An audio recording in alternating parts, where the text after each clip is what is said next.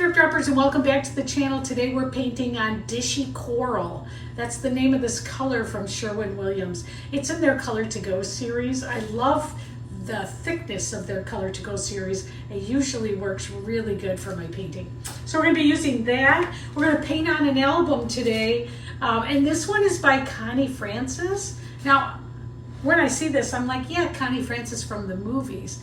But I didn't realize she had albums too. But I got this scratched up one at a garage sale, so we're going to paint on that. It'll be perfect for a wall hanging. So let's get started. All right, so, okay.